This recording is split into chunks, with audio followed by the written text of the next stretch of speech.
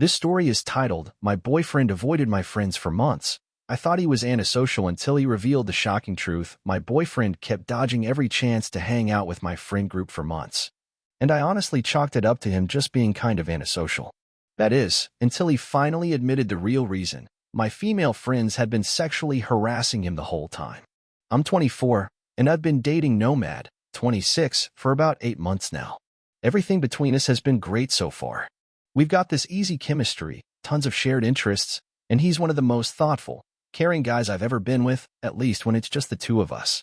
But there's been this one thing bothering me. He doesn't seem to want anything to do with my friends. I've got a tight-knit group of about 6 people I've been close with since college. We're always getting together for stuff, game nights, bar hopping, beach days, birthdays, you name it. Since things started getting serious around the 3-month mark, I've been trying to bring Nomad into the mix. But every time I invited him to something, he came up with another excuse. A rooftop birthday party? Work's been exhausting. I'll sit this one out. A beach day? I promised my roommate I'd help him move furniture. A house party? Already booked time at the gym that day. On their own, these excuses didn't seem too suspicious. But stacked up over 5 months, it started to feel deliberate, like he was actively avoiding my friends. When I told him how much it mattered to me that he connected with them, he'd always say he wanted to meet them properly, but claimed the timing just hadn't worked out yet. Meanwhile, my friends had started noticing. They teased me with lines like, "Oh, the mysterious boyfriend strikes again," whenever he bailed. A couple even asked outright if Nomad was real or just some imaginary guy I made up. Honestly, it was starting to get embarrassing. Last weekend was the final straw for me. My friend had a housewarming party, super chill, maybe 15 people. I figured this was the perfect low-key chance for Nomad to meet everyone without feeling pressured. I gave him 2 weeks' notice, and he agreed to come. Then, the day before the party, he texted saying he wasn't feeling great and thought he might be coming down with something. I was frustrated. This felt like the 8th or 9th time something like this had happened. I told him I was disappointed and that it felt like he was going out of his way to avoid my friends. He got defensive, saying he really was sick and couldn't help it. That turned into our first real fight. But the next day, I saw his roommate's Instagram story. Nomad was out to dinner with his own friends that same night. When I confronted him about it, he said he'd started feeling better later in the evening and went because the dinner was already planned. He didn't see why I was making such a big deal out of it. At that point, I started wondering if there was more to this than I realized. Did he think my friends weren't good enough for him? Was he judging them somehow? It didn't make sense because his friend group is tight-knit too, and he's introduced me to them a few times. I've made an effort to be friendly and engage with his people, even though they're not exactly my crowd. Some of them are super into things like cryptocurrency and camping, which aren't really my thing, but I still joined their conversations and laughed at their inside jokes. So it's not like Nomad is antisocial, he just seemed to be avoiding my group. And that got me thinking, isn't bringing your partner into your circle of friends a normal part of being in a serious relationship?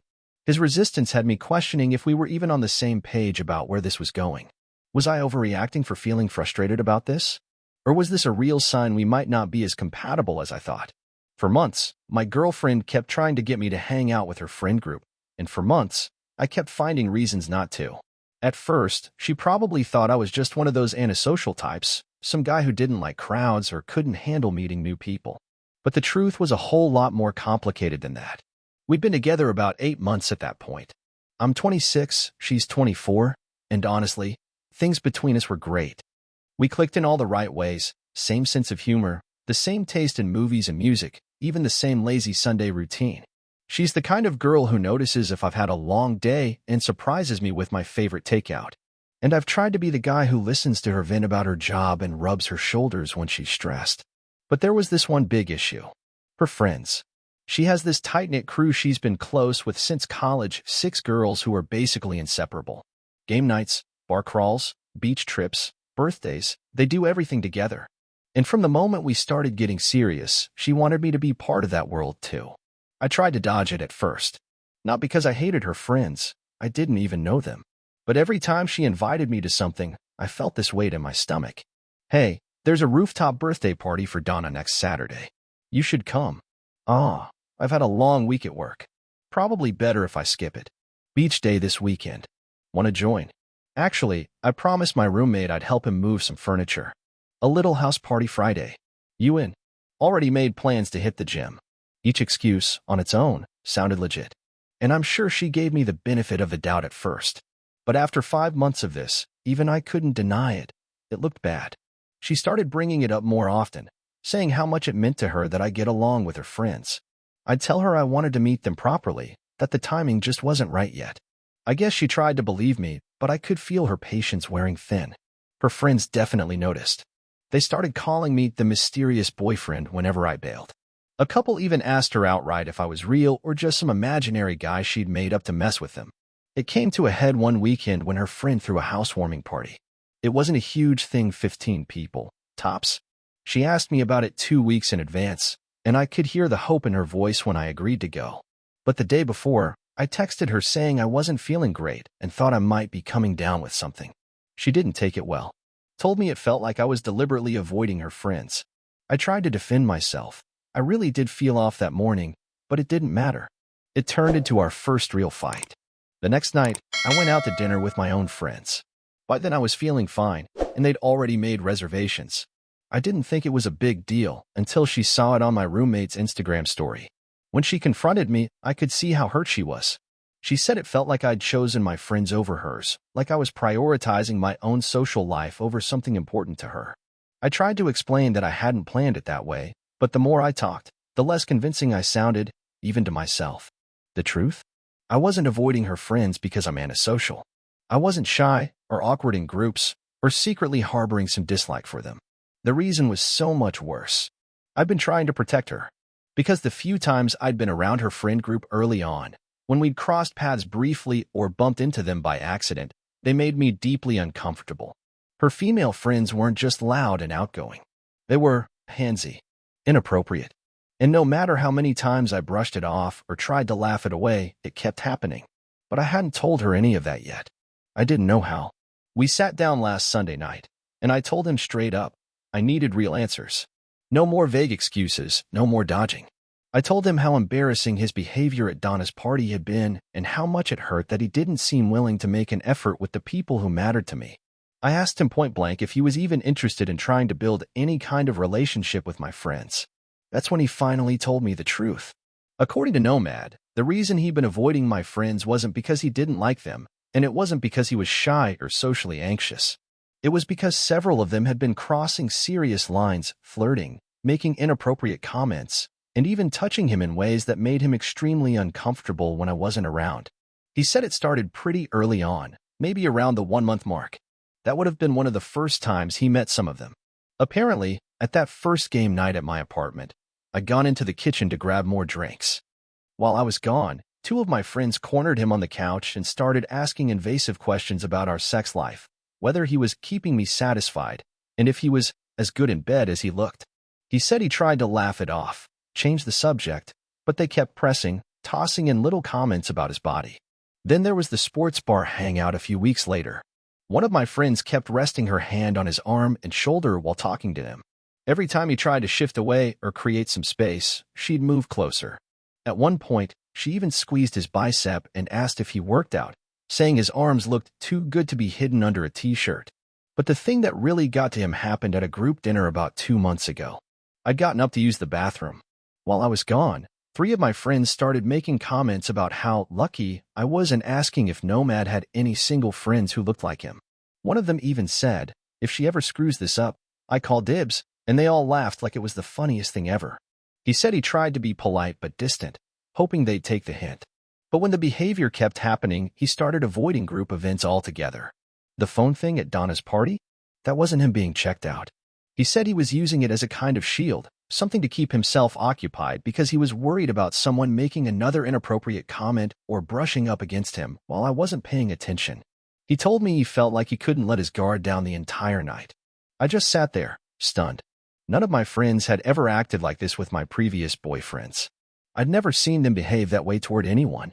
I asked Nomad why he hadn't told me sooner, and he said he was afraid I wouldn't believe him, or worse, that I'd think he was overreacting. He also said he didn't want to create problems between me and my friends, knowing how close we all are. When I pushed for more details about who had done what, he hesitated. He didn't want me confronting anyone and turning it into a bigger mess. But I pressed harder, and eventually, he admitted it was mostly Donna, Regina, and Jess, three of my closest friends in the group. I felt like the floor dropped out from under me. These are women I've known for over 6 years. I've shared vacations with them, celebrated birthdays, cried on their shoulders. I've never seen them act predatory or inappropriate, not once. But Nomad had no reason to lie, and suddenly, his behavior over the last few months started making sense. I felt sick thinking about how I'd been pressuring him to spend time with people who were making him uncomfortable.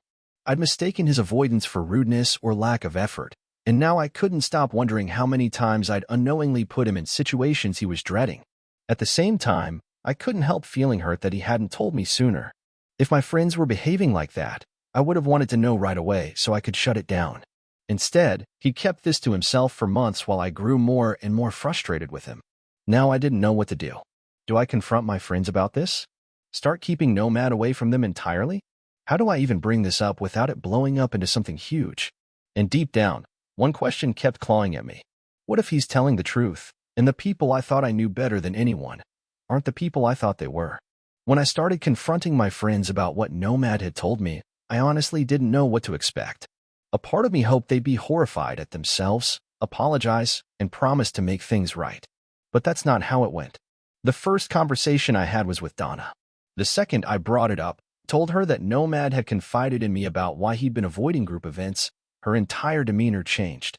"Oh my God," she said, her voice sharp. "Did Nomad say something about that?"